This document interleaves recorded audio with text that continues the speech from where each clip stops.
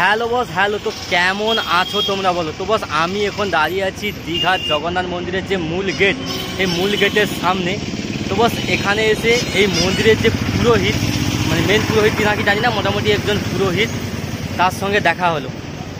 তেনাকে বললাম যে স্যার, আপনি এই মন্দিরের সম্বন্ধে কি নিয়ম শৃঙ্খলা এখন অবধি চালু হয়েছে বা কী হতে চলেছে সেগুলো সম্বন্ধে একটু বলবে। বলে আমি এখানে এই 3 দিনে প্রায় 50-60 জনকে ভিডিওতে বলেছি, কেউ আমাকে 1 টাকাও দেয় না। এই মন্দির উদ্বোধন হয়েছে সবে মাত্র 3 দিন। এই 3 দিনেই পুরোহিতরা ব্যবসা চালু করে দিয়েছে। আমি এই কথাটা বলতে বাধ্য হচ্ছি, কারণ এক্ষুনি একটা পুরোহিতকে দেখা হলো। সে আমাকে বললাম, ভিডিও করছিলাম এখানে, দেখা হলো, বললো যে চল যাও ভাই মন্দিরের ভেতরে যাও, ভেতরে গিয়ে ভালো করে ভিডিও কর। আমি তাকে বললাম, স্যার আপনি এইখানে মন্দির সম্বন্ধে বা মন্দিরে কী সব নিয়ম শৃঙ্খলা চালু হয়েছে সেগুলোর সম্বন্ধে একটু বলবে। বলে আমাকে পয়সা দিতে হবে। সত্যি ভাই, আমরা আসছি এই মন্দির যাতে মানুষের কাছে যায়, আরও মানুষ যাতে আসে, কিন্তু এখানকার পুরোহিতরা যে ব্যবহারটা প্রথমে দিয়ে দেখালো, ভাই সত্যি বলছি অবাক আমি। সবে মাত্র 3 দিন হয়েছে, তাতেই পুরোহিতরা পান্ডারা ব্যবসা চালু করে দিয়েছে। আমি ভাবতে পারিনি আজকের ভিডিওটা আমাকে এভাবে শুরু করতে হবে। উদ্বোধনের পরে প্রথম আজকে আমি এই মন্দিরে এলাম, তবে আজকে প্রথম এসেই পুরোহিতের কাছ থেকে যে ব্যবহারটা পেলাম, একটু আমি আপসেট হয়ে পড়লাম। তবে চলো মন্দিরের ভেতরে ঢোকা যাক।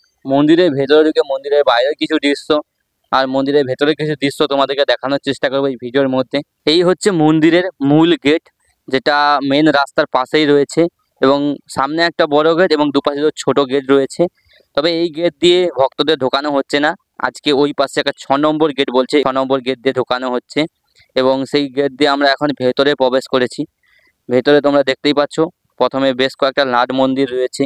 সেই নাট মন্দির দিয়ে তোমাদেরকে মূল মন্দিরে প্রবেশ করতে হবে। এই হচ্ছে বাইরের চত্বর, তার উপরে বাইরের চত্বরটা দেখতে পাচ্ছ। মূল মন্দিরে ঢোকার আগে এরকম একটা পদ্ম পুকুর রয়েছে, এবং তার চারপাশের ভিউটা ঠিক এরকম।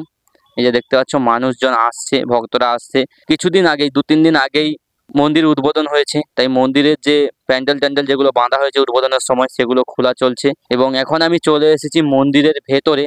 তোমরা ভেতরের ভিউটা দেখতে পাচ্ছ, কত মানুষজন, কত ভক্ত ইতিমধ্যে এই মন্দির দর্শন করতে আসছে, এবং স্বয়ং জগন্নাথ দেব আমার পিছনে বসে রয়েছে মন্দিরের ভেতরে, মন্দিরের মূল গর্ভগৃহের ভেতরে। এবং প্রচুর পরিমাণে পুলিশজন দেওয়া হয়েছে, যেহেতু কয়েকদিন আগে উদ্বোধন হয়েছিল, তাই জন্য এখনো অবধি প্রচুর পুলিশজন রয়েছে। আর এই হচ্ছে মন্দিরের ওপরের অংশ। আর এখন আমি চলে এসেছি মন্দিরের বাইরে। মন্দিরের বাইরে এসে মন্দিরের ওপরে যে ধ্বজা রয়েছে, সেই ধ্বজাটার দৃশ্য তোমাদেরকে দেখাচ্ছি।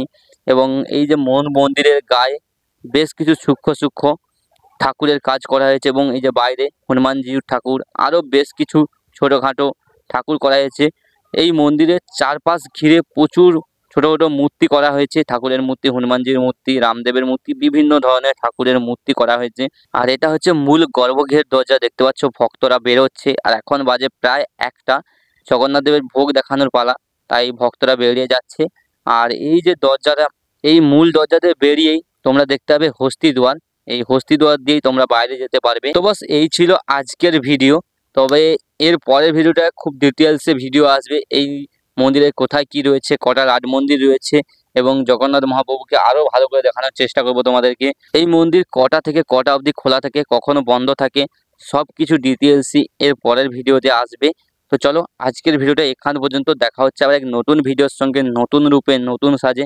আজকের মতো tata, bye bye, Radhe Radhe বস।